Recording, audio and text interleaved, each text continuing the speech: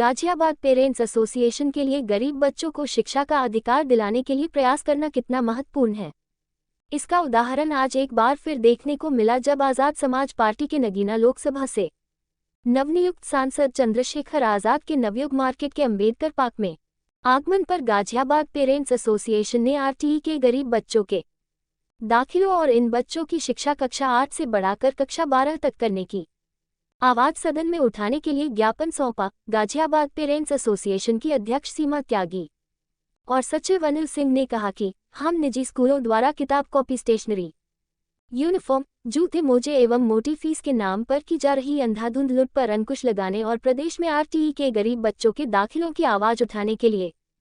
सभी पार्टियों का दरवाजा खटखटा रहे हैं। इसी कड़ी में आज हमने बड़ी उम्मीद के साथ शिक्षा के अहम मुद्दों को सदन में उठाने के लिए ज्ञापन सौंपा है। सांसद चंद्रशेखर आज़ाद ने नवयुग मार्केट के खचाखच भीड़ से भरे अंबेडकर पार्क में मंच से अपने उद्बोधन में हमें आश्वस्त किया कि वो गरीब बच्चों के दाखिलों की शिक्षा से जुड़े मुद्दे को पुरजोर तरीके से सदन में उठाकर प्रदेश के गरीब और आर्थिक रूप से कमजोर बच्चों को शिक्षा का मौलिक अधिकार दिलाएंगे। जीपीए शिक्षा के मुद्दे को मंच से उठाने के लिए सांसद चंद्रशेखर आज़ाद का धन्यवाद करती है और उम्मीद करती है आने वाले समय में शिक्षा का मुद्दा सदन में गूंजेगा। इस मौके पर अनिल सिंह, संजय पंडित, ज्योति, पूजा मिश्रा, राहुल कुमार, विकास मावी, राजा, मनीष कुमार, राजू सैफी, नीलम कुमारी, विपिन कुमार, धर्मेंद्र यादव, नवीन राठौर, कोमल, विपिन कुमार आदि शामिल रहे। Ghaziabad parents association. भाई ये समझो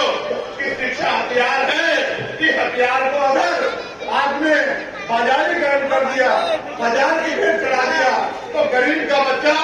अच्छी शिक्षा प्राप्त नहीं कर पाएगा। और जब गरीब का बच्चा अच्छी शिक्षा प्राप्त नहीं कर पाएगा तो 200-400 रुपए की मजदूरी करके या 5-7-8 हजार रुपए की नौकरी करके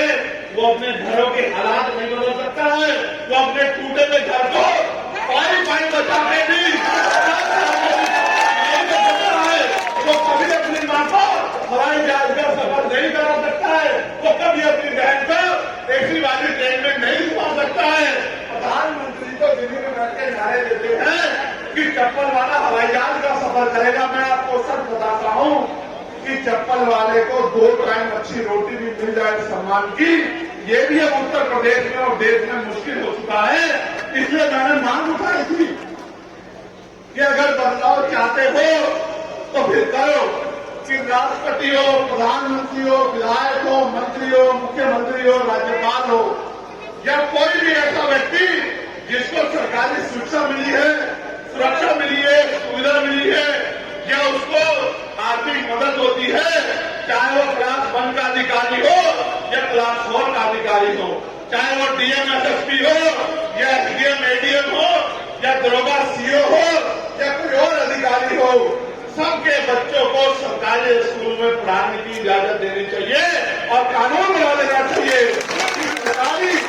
अधिकारी, कर्मचारी, नेताओं के बच्चे सरकारी स्कूल में पढ़ेंगे। आप देखो, महसूस करके अपने दिल पे हाथ रख के महसूस करो। एक ही क्लास में मुख्यमंत्री का बेटा बैठा होगा, उसकी बराबर वाली टेबल पे मजदूर का बेटा बैठा होगा, उसके बराबर वाली टेबल पे एसडीएम का बेटा बैठा होगा, उसके बराबर वाली टेबल पे